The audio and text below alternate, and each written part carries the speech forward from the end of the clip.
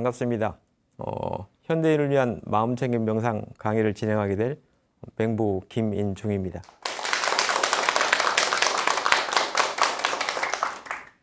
최근 들어서 마음챙김 명상이 많은 사람들에게 주목을 받고 있습니다.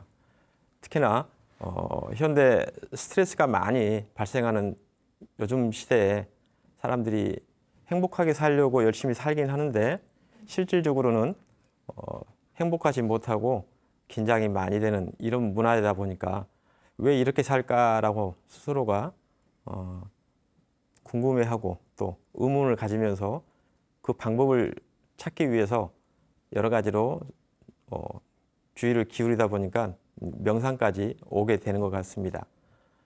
특히나 명상 가운데서도 이제 마음챙김 명상이 훨씬 더 과학적이다라고 하는 그런 정보를 구하다 보니까 마음챙김 명상으로 주의를 많이 기울인 것 같습니다. 그런데 이제 많은 강의를 이렇게 찾아보고 모임을 가봐도 실제 마음챙김 명상을 구체적으로 가르쳐 주거나 조금 더 친절하게 가르쳐 주는 경우가 그닥 많지는 않은 것 같습니다. 특히나 명상은 그 접근하는 의도는 좋으나 과정에서 되게 심리적인 부분이 많기 때문에 쉽지가 않습니다. 그리고 쉽지 않은 영역들을 조금 더 편안하고 간단하고 쉽게 접근할 수 있도록 가르쳐주는 곳이 있으면 좋을 텐데 보통 전문가 수준의 어떤 강의가 진행되는 경우가 많습니다. 그래서 그 진입 장벽이 되게 높다고 볼 수 있습니다. 다행히 저도 그런 과정들을 충분히 경험한 이후에 진입 장벽을 좀 낮춰야 되겠다라고 하는 것과 보통 우리가 교육을 받을 땐 교육이 시작되면 첫 번째 교육이 사실은 초등학교, 중학교, 고등학교, 대학 이런 순서로 진행이 됩니다. 여기다가 하나 더 들어가면은 유치원까지가 더 준비를 해야 되는 상황이 되는데 보통 명상을 공부하러 가면은 저도 해봤지만은 중고등학교 수준이라거나 어느 땐 뭐 대학 수준의 명상이 진행되는 경우를 많이 경험했습니다. 저도 그런 과정 속에서 무엇이 명상하는 과정 속에서 가장 힘들었는가를 재점검해보고 그다음 많은 분들을 만나게 되면서 사실 초등학교 수준의 명상이 요구되는 필요하는구나를 느끼기도 했고 더욱더 하자면은 유치원 수준까지도 사실 내려줘야 명상을 접근하는데 훨씬 더 용이하고 더 긴 길을 갈 수 있겠다 하는 그런 정리를 하게 됐습니다. 그래서 지금 오늘 제가 준비할 것들은 상당히 수준이 낮습니다. 명상의 입구에서 어떻게 하면 편안하게 접근할 수 있을 것인가를 가지고 하는 그런 명상입니다. 그래서 제목이 전문가를 위한 명상이 아니라 현대인을 위한 명상이라고 주제를 잡았고 그다음에 제가 모시고 공부했던 아자한 브람스님의 평화로움을 위한 명상이라고 하는 게 굉장히 많은 저에게 도움을 줬기 때문에 전체 그 흐름을 평화롭고 친절하고 따뜻하게 하는 명상으로 여러분들에게 같이 나눔을 갖고자 합니다. 자, 그래서 이제 현대 심리학에서 연구했던 내용 하나를 가지고 이야기를 시작해 보도록 하겠습니다. 두 개의 다른 종류의 콜라를 준비했습니다. 그리고 무작위로 그냥 마시고 어느 쪽이 더 맛있는가를 이렇게 표시해 보라라고 이야기했습니다. 지금 상표가 없지요. 그래서 이것들을 마시게 하고 테스트를 해 봤더니 뜻밖에도 C사가 아니라 P사의 점수가 더 많이 나왔답니다. 자, 그런데 실은 우리가 보통 판매량을 보면 C사가 월등하게 많거든요. 자, 그래서 다시 한번 해봤습니다. 그냥 오픈했습니다. 제품을 그대로 보여주고 어느 것이 더 맛있냐라고 했더니 당연히 포인트가 넘어갑니다. C사로. 이게 뭔가가 이제 우리의 인지하고도 연관이 있습니다. 있는 그대로 보느냐 아니면은 이미 습관화된 어떠한 관습이라거나 선입견이 제품의 어떤 그 선호도를 이미 결정지어 버린다고 볼 수 있습니다. 그래서 부처님 같은 경우도 이런 문제를 아주 구체적으로 언급했던 경전이 있는 것을 발견하게 됩니다. 마찌마니까야 95경이라고 하는 장기경의 내용입니다. 이때 보면은 부처님이 어느 마을에 방문하게 되고 그 마을에 방문했을 때 바라문들이 자기들이 가지고 있는 인지 구조에 대한 이야기를 하게 되고 그러면서 붓다인 당신은 어떠한 인지 구조를 취하고 있는가라고 하는 그런 대화를 서로 주고받는 장면이 나옵니다. 그때 일반적으로는 우리 보통의 사람들이 어떤 믿음을 인지를 할 때 자기가 이미 믿고 있는 것을 확고하게 믿는 경향이 있습니다. 그 다음에 두 번째가 뭐냐면은 전통이라고 합니다. 우리 집안은 이러이러한 집안이기 때문에 이래야 된다거나 한국 사람은 이래야 된다라고 하는 것 때문에 이미 확고하게 선입견을 역사적인 전통으로 가지고 있습니다. 그 다음에 세 번째가 뭐냐면은 자기가 좋아하는 것은 계속 좋아하게 돼 있고 상대방도 그걸 좋아할 거라고 생각을 합니다. 그 다음에 네 번째가 조금 해본 다음에 적당한 추론을 통해서 이건 이렇게 될 거야 라고 규정 짓습니다. 그 다음에 그런 경험들 속에서 자기 견해가 옳다라고 하는 걸로 믿습니다. 자, 이러면 지금 이 순간의 새로운 경험에 대한 판단은 굉장히 협소해지게 되어 있습니다. 그런 것들은 이제 부처님은 경전에서 장님이 장님을 이끈다라고 하는 걸로 이야기하고 있습니다. 있는 그대로 보고 판단해야 되는데 이미 있는 그대로 이전에 선입견들이 현상을 이해하려고 하는 걸로 가는 거죠. 그래서 아까 그 P사와 C사의 콜라를 보여주기 전과 후가 달라진 건 그런 것들을 여실하게 보여주는 장면이라고 할 수 있습니다. 그랬더니 이제 당시에 그 마을에 있던 사람들이 도대체 그러면 붓다 당신은 어떤 방식으로 인지를 하길래 우리의 인식 방식을 장님을 이끄는 것이라고 이렇게 폄하하는가라고 질문을 하게 돼 있습니다. 그랬더니 붓다께서는 제일 처음 어떤 사람을 만나거나 어떤 상황에 접했을 때 무조건 믿지 않고 그 사람이 하는 말과 행동을 통해서 그 사람에게 탐진치가 얼마나 있는가를 조사한다는 겁니다. 지켜보는 거죠. 옆에서 이렇게 있으면서 저 사람이 말과 행동이 정말로 일치하는가, 말은 저렇게 했는데 행동은 다르게 하지 않는가라고 하는 것을 조사한다는 겁니다. 대표적인 현상 중에 하나가 학교 교사로 있는 자식들이 부모를 둔 자식들이 사실 선생님이 되기를 되게 꺼려하는 경우가 있습니다. 왜냐하면 학교에서 하는 아빠의 말과 행동과 집에 들어와서 하는 아빠의 행동은 다르거든요. 자, 그러면 그런 경우라면은 믿음이 안 생기는 거죠. 저도 이제 집에서 이제 아들 둘을 키우고 있습니다. 그런데 저도 이 공부를 했기 때문에 말하고 행동이 일치해야 된다라고 하는 항상 머릿속에 두고는 있지만 다른 수가 있습니다. 예를 들어서 한 번은 부부싸움을 했습니다.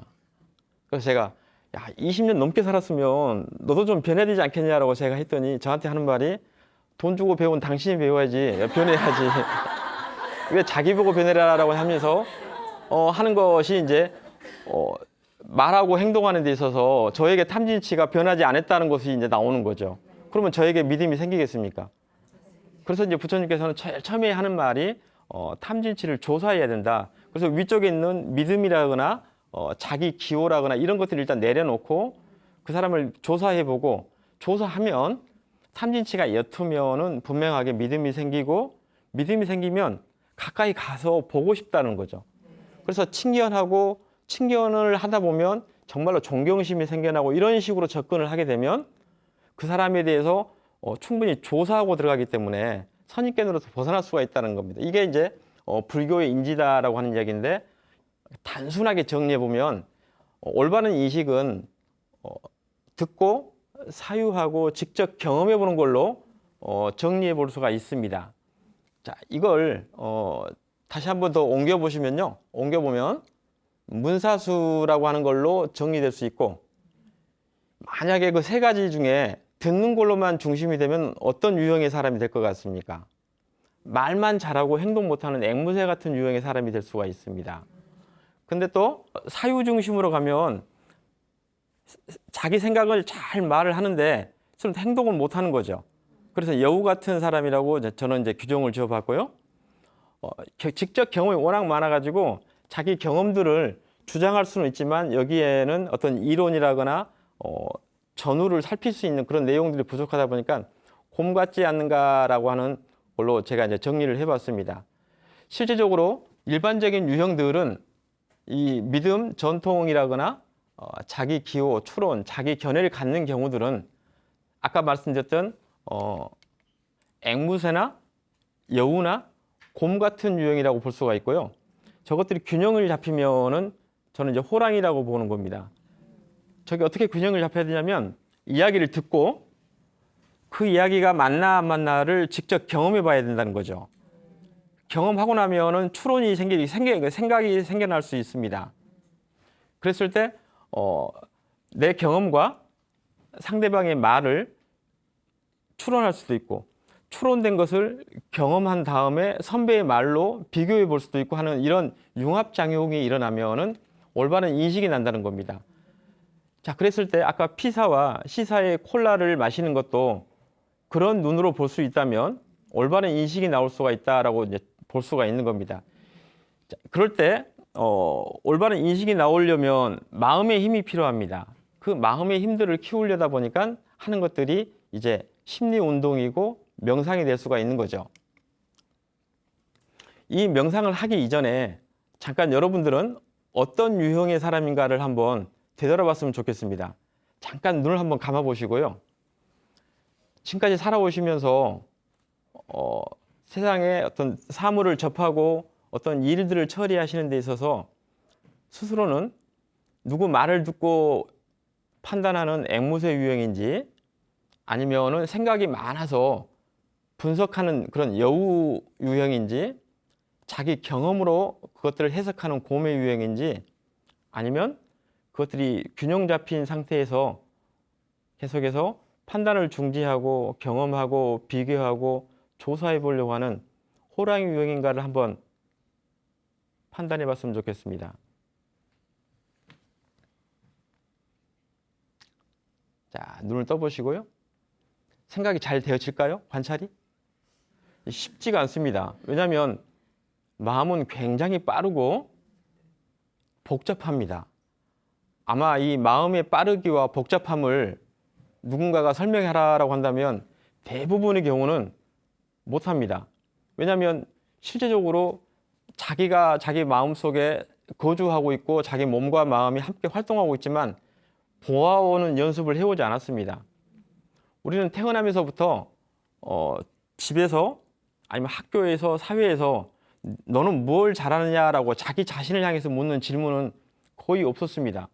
세상에 나가서 얼마나 많이 벌 것이냐, 뭘 할 것이냐, 어떤 지위에 오를 것이냐에만 사실 집에서도 그렇고 학교에서도 그렇고 사회에서도 연습되어졌습니다. 무슨 말이냐면 나의 존재에 대한 가치라거나 어떤 그 세상을 보는 눈을 연습하는 게 아니고 밖에 나가서 뭐 할 것인가에 대한 교육과 훈련이 많았습니다. 그러다 보니까 나는 어떤 유형으로 세상을 사는가에 대해서 알 수 없었죠. 그러다 보니까 오랫동안 세상과 싸우다 보면, 세상과 살다 보면 어느 때는 성공할 수도 있고 어느 때는 실패할 수도 있습니다. 실패하면 그 자체가 괴로움이고요. 열심히 살아서 어느 순간에 어떻게든 성공했습니다. 성공했는데 보면 왜 이렇게 됐는가에 대한 거라거나 진짜 자기가 원했는가에 대해서 되돌아보게 될 때 허무함이 나오게 됩니다.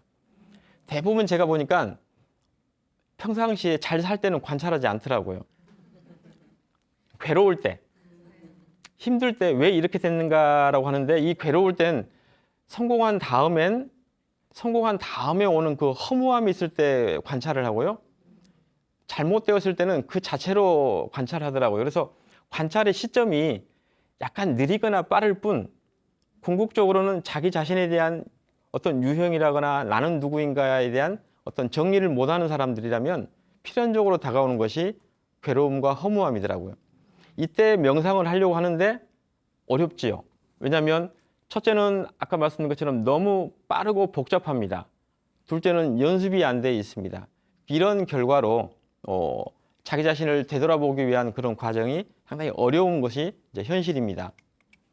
그래서 불교에서는 이 마음챙김 명상이라고 하는 그런 기법들이 등장을 하게 되고 이 명상을 함을 통해서 이제 계속 마음에 대한 마음을 관찰하기 위한 이런 주의력이라거나 마음의 힘들을 키우게 되는 겁니다. 이 마음의 힘들을 키웠을 때 실질적으로 내가 뭘 좋아하는가에 대한 이해를 할 수 있게 되는 겁니다. 이런 방법들을 연습하기 위한 게 마음챙김 명상이고, 이 마음챙김 명상을 하기 위해서는 여러 가지 대상들을 가지고 훈련을 합니다. 대표적으로는 이제 들숨 날숨이라고 하는 호흡에다가 주의를 두고 연습하는 겁니다. 이 사진은 제가 2012년에 호주 펄스에 가가지고 아참 브람스님이라고 하는 분과 함께 명상을 공부할 때 10일짜리 리트릿을 하게 될 때였습니다. 그때 이 큰 스님께서 오셔가지고 저녁 법문하기 직전에 같이 명상을 하시는 그런 장면을 제가 살짝 사진을 좀 찍었습니다. 찍은 이유는 보통의 큰 스님들이 좌선하는 모습을 거의 본 적이 없습니다. 그런데 저 아참 브람 스님께서는 10일짜리 법문 가운데 꼬박 오셔가지고 같이 앉아서 명상을 해주시더라고요. 저 해주시는 모습을 보면서 저렇게 명상하는구나 하는 그런 직접 눈으로 보고 경험할 수 있게 됐습니다. 또한 마찬가지로 10일 넘게 브람 스님의 행동을 지켜보게 된 거죠. 그래서 훨씬 더 많은 믿음이 가고, 그 믿음이 가기 때문에 저도 저렇게 한번 해봐야 되겠다라고 하는 마음이 생겨나게 됐습니다. 그래서 명상을 하기 전에 저 사진을 한번 여러분들께 보여주고 저 모습을 보면서 나도 한번 같이 해봐야 되겠구나 하는 그런 마음이 생겨났으면 하는 그런 의도를 가지고 이 사진을 배경사진을 한번 올려봤습니다. 자, 그러면 여러분들과 함께 무조건 명상을 먼저 해보고 난 다음에 실은 명상이 얼마나 어려운지 이것들을 이야기 나눠보도록 하겠습니다. 잠깐 눈을 한번 감아봐 주시겠습니까?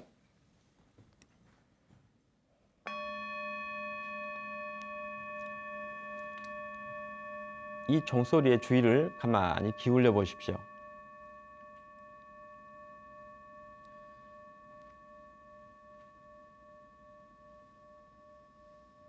종소리가 언제까지 들리는가 하고 끝까지 주의를 기울여 보십시오.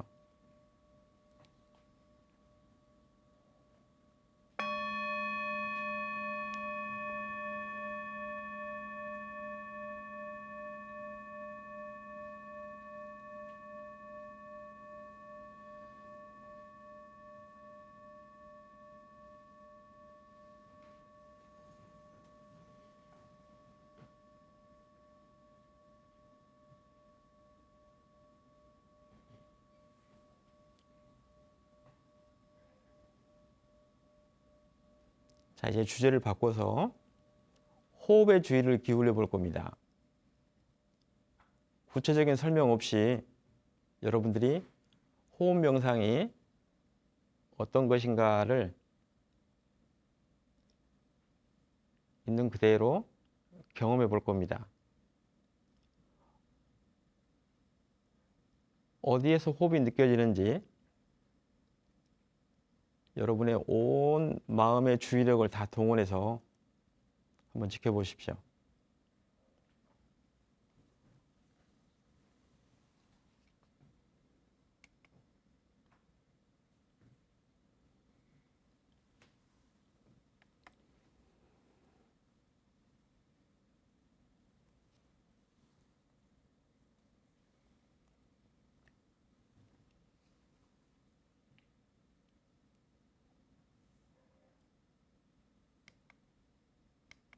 자, 천천히 눈을 떠보시고요. 제가 친절하지 않게 그냥 명상해 보십시다라고 했고요. 호흡이 어디가 있는가 지켜보자라고만 했습니다.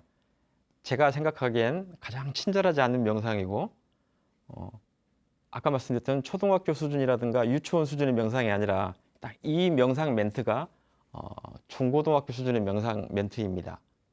이 말 속엔 호흡을 어디서 발견해야 될지, 호흡을 왜 발견해야 되는지, 알 수 없습니다. 아마 대부분의 경우라면 이 정도의 명상 지시어를 듣고 앉아 있으면 딱 들은 것이 있습니다. 바깥으로 주의를 나갑니다. 그래서 소리를 대상으로 마음이 나가버리거나 아니면 옛날 생각이 나거나 도저히 방금 제가 말씀드렸던 호흡에 주의를 두자라고 하는데 방금 기껏 한 2분 정도 했을 겁니다. 여러분들이 실제적으로 2분 동안 계속해서 호흡이라고 하는 곳에 주의를 뒀냐라고 확인을 해보면 그렇지 않을 겁니다. 왜냐하면 연습이 되어 있지도 않고요. 너무 복잡하고 빠르다라고 하는 마음의 기본적인 힘 때문에 그렇습니다. 그래서 명상을 해보면 외부로 나가는 마음, 이어지지 않는 주의력이라고 하는 것이 첫 번째 오는 경험입니다.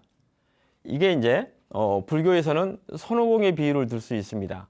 혹시 서유기에 대해서 알고 계시는가요? 이제 중국에서 불교와 도교와 유교가 만나가지고 이제 하나의 문학 작품이 나왔습니다. 삼장법사라고 하는 분을 중심으로 해가지고 손오공, 저팔계, 사오정 또 하나 있는데요. 말이 있는데 말을 빼먹더라고요. 이 말은 항상 삼장이 타고 있는 존재로 등장합니다. 그리고 이 다섯은 하나의 그룹으로 형성되어 있습니다. 많은 전통적인 견해는 이 서유기를 탐진치라고 하는 걸로 그래서 손오공, 저팔계, 사오정을 탐진치로 비유해가지고 설명을 하고 있습니다만 저는 명상과 공부를 불교 철학을 공부하다 보니까 이것은 우리의 마음과 몸의 비유에도 충분하겠다라고 하는 생각이 들더라고요. 그래서 삼장은 불교에서 말하는 식이라고 하는 마음에 배대할 수가 있고요. 백만은 우리 오온에서 행에 배대할 수가 있습니다. 그 다음에 손오공은 우리의 사유, 생각에 배대할 수가 있고 저팔계는 굉장히 성질이 급하고 빠릅니다. 그래서 느낌에 배대할 수가 있습니다. 그럼 사오정의 특징은 귀머거리입니다. 그리고 역할이 되게 없어요. 사실은 불교에서 말하는 몸과 유사합니다. 이 다섯 존재로 대치할 수 있을 때 우리의 명상을 하게 되면 첫 번째 삼장의 힘, 마음의 힘은 없으니까요. 삼장이 명상을 해야 되는데 마음의 힘이 없으면 못합니다. 그러면 뭐 하냐면 손오공이 활동합니다. 생각이 많아지고요. 생각은 바깥쪽으로 나가는 성향이 있습니다. 그래서 방금 호흡만 보자라고 하는 이런 명상 지시어에 결코 현실감 있게 다가오지 못하죠. 그래서 제가 지금 손오공의 사진을 올려놓고 명상을 하게 되면은 실제적으로 마음이 이렇게 될 거다라고 하는 걸로 한번 설명을 해봤고요. 그렇게 주의력이 짧고 외부로 나가게 되면 사실은 명상을 하기 힘들어합니다. 그래서 대부분 그 단계에서 명상을 그만두게 돼 있고요. 그래도 너무 괴로움이 큰 분들은 그래도 이거 하면 낫겠지라고 하면 이제 버티기 시작하고 인내력을 가지고 지속적으로 명상을 하다 보면 두 번째 관문이 나타납니다. 멍상과 망상입니다. 좌선을 하든 행선을 하든 명상을 계속 하다 보면요. 좀 고요해진다 싶으면 첫 번째는 졸음으로 들어가고 불쑥 졸립니다. 그 다음 그 잠은 끊이지 않고 밀려듭니다. 또 하나가 뭐냐면은 이 생각 저 생각입니다. 그래서 아까 손오공의 어떤 그 사진을 보여준 것과 이제 유사한 설명이 연속되긴 합니다만 하지만 언제 멍상과 망상이 시작되는가를 이해한다면 상당히 중요한 의미가 있습니다. 고요할 때 멍상과 망상이 진행됩니다. 무슨 말이냐면 명상이 좀 진행되었을 때 시작됩니다. 첫 번째는 주의력이 바깥으로 나가버리면 그 괴로움 자체인데요. 조금만 인내력을 가지고 기다리고 있으면 이제 몸과 마음이 그래도 조용해지고 고요해집니다. 고요해진다는 건요. 바깥쪽 스트레스로부터 벗어나기 시작했다는 증거이기도 합니다. 자, 그랬을 때 주의력이 좋았으면 계속해서 명상의 주제로 이렇게 유입에 들어올 텐데 주의력이 짧다 보니까 그 고요함 그 순간에 멍하면서 잠으로 들어가고요. 망하면서 온갖 생각으로 들어갑니다. 그러면 이때 설명을 잘 해줘야 됩니다. 지금 이 순간은 고요해졌기 때문에 일어나는 순간입니다. 지금 고요했다는 이야기는 명상의 세계에 들어왔다는 이야기가 되죠. 그래서 저는 명상과 망상을 명상의 랜드마크라고 설명합니다. 자, 그렇게 되면 명상을 하고 딱 앉았을 때 주의가 바깥으로 나가다가 안으로 들어오게 되고 들어오는데 몸과 마음이 고요해지니까 졸음이 오거나 이 생각 저 생각으로 나갈 때 명상이 시작됐고 아직 명상의 수준이 연습이 경험이 여러 가지 것들이 부족하니까 이걸 유지하지 못하고 있구나 하는 알아차림을 가지면 여기에서는 나는 명상에 자질이 없다거나 명상은 쓸데가 없다거나 내가 과연 명상을 할 수 있을까라고 하는 이런 생각들을 멈추게 됩니다.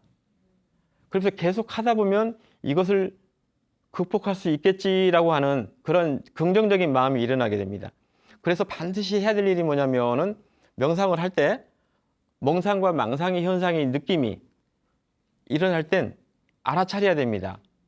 들어왔는데 더 이상 진도가 안 나가고 있다는 사실로 말입니다. 그 다음에 세 번째로 해야 될 일이 뭐냐면은 계속 드리는 말씀이지만 쉽지 않다는 겁니다. 아까 제가 왜 쉽지 않느냐라고 했을 때 여러 가지 외부로 나가는 훈련이 가장 많이 됐다라고 하는 설명을 했고요. 그 다음에가 마음은 빠르고 복잡하다고 그랬습니다. 그래서 안팎으로 준비가 되어 있지 않기 때문에 쉽지가 않습니다. 뭔가 하나를 새로 배우려고 하면 몇 시간 정도가 소요돼야 될까요? 적지 않은 시간이 소요됩니다. 그런데 뭔가를 배우려고 하면 인내력이 중요하고요. 인내력 앞서서 주도적인 마음이 중요합니다. 내가 하고 싶어져야지만 가능하고 그 다음 버틸 수 있어야 됩니다. 그리고 하고 싶어하는 마음과 버티는 마음과 함께 방법론이 체계적으로 전달되어야 됩니다. 그래서 아까 중고등학교 수준으로 바로 가는 게 아니고 유치원, 초등학교 수준에 접근이 된다면 명상도 그렇게 어렵지 않습니다. 그래서 제가 제일 많이 주장하는 게 뭐냐면 쉽지 않음을 분명하게 인정을 하고 천천히 가고 그러면서 아까 제가 설명드렸던 그 선생님도 조사해보고 그 선생님도 관찰해보고 또 자기 경험도 해보고 그래서 선생님의 언행과 자기 경험이 계속 뒤섞여야 됩니다. 융합돼야 됩니다. 이 과정들이 이루어졌을 때 명상은 포기하지 않고 진전을 이루게 될 겁니다. 그래서 제가 오늘 준비한 건 아주 간단하고 쉽고 이해하기 쉬운 그런 명상을 준비해 봤습니다. 이 설명을 듣고 나면 여러분들은 조금이라도 지속적으로 명상을 할 수 있게 될 겁니다. 자, 보통은 명상을 이렇게 정의하고 넘어갑니다. 메디테이션이라는 말로 명상이 번역되어 있거든요. 그러니까 어떻게 되냐면 명상 설명을 이렇게 하면서 이제 명상을 해보십시다라고 간단 말입니다. 그 잘 보시면요, 고요히 눈을 감고 깊이 생각함이라고 한답니다. 그럼 아까 망상입니다. 망상하자고 명상을 하는 건 아니지 않습니까? 그래서 실질적으로 명상은 메디테이션으로 설명을 하게 되면 이해하기가 쉽지가 않습니다. 실제적으로는요, 선으로 명상을 설명하는 것이 가장 실제적입니다. 왜냐하면 선은 중국말로 하면 찬나입니다. 같은 한자를 쓰는데 우리는 선이라고 발음하고 일본 사람들은 젠이라고 부릅니다. 중국 사람들은 찬이라고 부르고요. 원래는 선나였습니다. 그래서 저의 발음이 찬나입니다. 중국에 원래 이런 불교 명상이 없었죠. 인도의 불교가 중국으로 들어오면서 불교 명상이 형성됩니다. 그래서 중국에서는 인도 발음을 자기 발음으로 바꾸다 보니까 찬나라고 했습니다. 그래서 인도 발음이 뭔가를 추측해 봤더니 자나라고 하는 발음이 나오고요. 이 자나는 요가의 디아나의 동의어입니다. 그래서 요가에서는 디아나라고 쓰고 불교에서는 자나라고 쓰는 겁니다. 그래서 명상의 어원의 원래 의미가 어디까지 추적돼야 되냐면 자나와 디아나가 뭔가를 이해해야 됩니다. 그래서 그걸 분석해 봤더니 대상의 의식이 지속적으로 머무는 상태를 명상이라고 규정 짓습니다. 그런데 그 대상이 누구냐 그랬더니 나라고 하는 대상이 되는 겁니다. 그래서 아까 삼장, 백마, 손오공, 저팔계, 사오정을 대상으로 마음이 오래 있으면 명상이라고 표현할 수 있는 겁니다. 이 표현과 메디테이션이라는 표현은 그 개념과 이해가 사뭇 다릅니다. 그래서 개인적으로는 명상을 설명할 때 메디테이션을 설명하지 않고 선으로 설명합니다. 그래서 선의 글자를 잘 보면요, 볼 시자에다가 단수 단자입니다. 단순하게 보고 있다가 선의 원의미입니다. 그러면 이 선과 아까 디아나의 의미가 같습니다. 하나의 대상에 주의를 지속적으로 모으고 있는 상태라는 자나와 선, 단순하게 하나를 보고 있다는 것 같은 의미가 됩니다. 그러면 그 하나가 뭔가라고 했을 때는 현재 이 순간이고요, 마음이고 있는 그대로입니다. 그래서 대상은 자기 자신이고 순간은 이 순간인 겁니다. 이런 명상에 대한 설명을 듣고 아까 설명한 것처럼 부드럽고 따뜻하고 친절하게 조금씩 진전을 이루면 명상의 유치원 수준에 접근할 수 있습니다. 그리고 20분, 30분 하는 게 아닙니다. 얼마만큼 하냐면 할 만큼 하는 겁니다. 좌선에 앉으셔가지고요, 하고 싶을 땐 할 만큼 하는 것이 우리가 해야 될 현재 실제의 우리의 모습일 수 있습니다. 그래서 아까는 제가 친절하지 않게 자, 명상하겠습니다 라고 하고 종 2번 치고 호흡 보겠습니다 라고 하는 걸로 제가 여러분들에게 명상 지시를 했다면, 이제는 조금 한 걸음 나아가서 여러분들을 초입자라고 분명하게 인지하고 명상을 한번 경험해 보도록 하겠습니다. 일단 눈을 한번 감아 주시고요. 눈을 감은 다음 엉덩이를 가만히 느껴보십시오. 지금 여러분의 엉덩이가 좌우측이 반듯하게 의자에 앉아 있는지 또는 어느 한쪽으로 가만히 기울어졌는가 관찰해 보십시오. 만약에 방송을 보고 계신 분들이라면 바닥에 앉아 있을 겁니다. 그럴 땐 똑같습니다. 엉덩이와 무릎과 발목이 튼튼한 삼각형 자세를 이루고 있는가를 점검해 주십시오. 자, 여러분들은 엉덩이 위치가 정확하게 이해됐다면 엉덩이에서부터 꼬리뼈, 허리, 등, 목, 머리 끝까지 기둥이 반듯하게 있는지 살며시 기울어져 있는가를 관찰해 보십시오. 중심 잡고 균형 잡혀져 있을 때 마음이 고요해지기 쉽습니다. 자, 엉덩이 위치를 잘 봤고 기둥을 잘 보셨다면 이제는 어깨와 팔과 손끝까지 몸통의 가지처럼 내려와 있는 팔의 위치가 자연스럽고 부드러운가를 점검하십시오. 엉덩이 기반, 척추 기둥, 팔의 가지가 자연스럽다면 이제 마지막 머리는 가볍게 올려져 있는지 또는 무겁게 놓아져 있는가를 한번 살펴보십시오.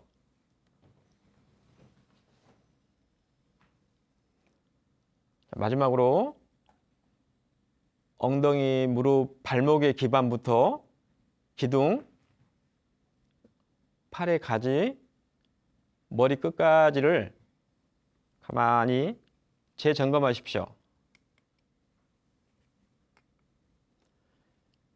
이렇게 몸이 편안하게 됐다면 여러분의 마음은 이 몸 어디에서 주의를 두고 있는가 관찰해 보십시오.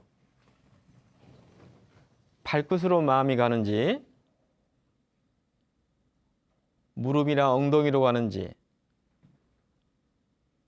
허리나 팔이나 머리로 가는가 지켜보시고요. 또 어떤 분은 청각으로 주의를 돌려서 주변 소리에 민감하게 반응할 수도 있습니다. 또 어떤 분은 그 사이에 이미 고요해져서 멍상과 망상으로 흘러갈 수도 있습니다. 여러분이 졸음이 오거나 잠으로 들어간다면 기억하십시오. 고요해지면서 일어나는 명상의 첫 번째 현상이구나 하는 알아차림을 기억하십시오. 그리고 이 생각, 저 생각으로 흘러간다면 고요해졌기 때문에 일어나는 현상입니다. 긴장하고 괴로우면 생각도 일어나지 않습니다.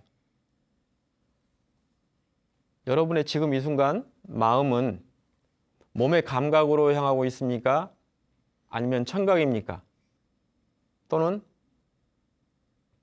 멍상과 망상으로 향하고 있습니까? 가만히 지속적으로 관찰하시고요. 할 만큼 하시고요. 순간 이제 그만하고 싶은 생각이 일어나면 주저하지 말고 수용하십시오. 멈춰 주셔야 됩니다.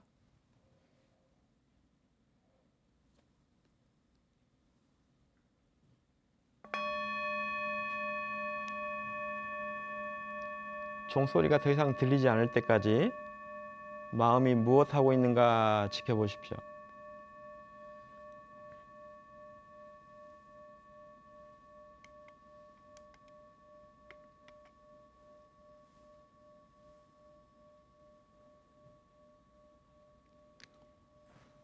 천천히 눈을 뜨시고요. 처음에 친절하지 않게 호흡 보겠습니다 라고 하는 실습 한 번과 그 뒤로 명상이란 무엇인가도 설명해 봤고 명상 과정에 어떤 현상들이 일어나는가를 설명한 다음 두 번째 명상을 경험해 봤습니다. 이 두 번의 차이가 어떠했는가를 직접 경험하시고요. 첫 번째가 무엇이 어려웠는가를 분명하게 되돌아보셔야 되고요. 방금 그 명상이 무엇이 더 쉬웠는가를 점검하셔야 됩니다. 그리고 마지막에 했던 말을 기억하셔야 됩니다. 그만하고 싶을 때 곧장 그만두셔야 됩니다. 왜냐하면 헤어질 때 잘 헤어져야 다시 만나고 싶습니다. 굉장히 중요한 문제입니다. 약속 20분 하겠다고 해서 20분 지키지 마시고요. 중요한 건 시간이 아니라 자주 앉는 것이고 자주 시도하는 것입니다.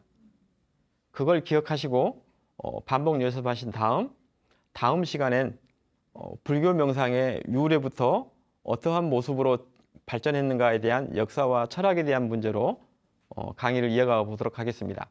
감사합니다.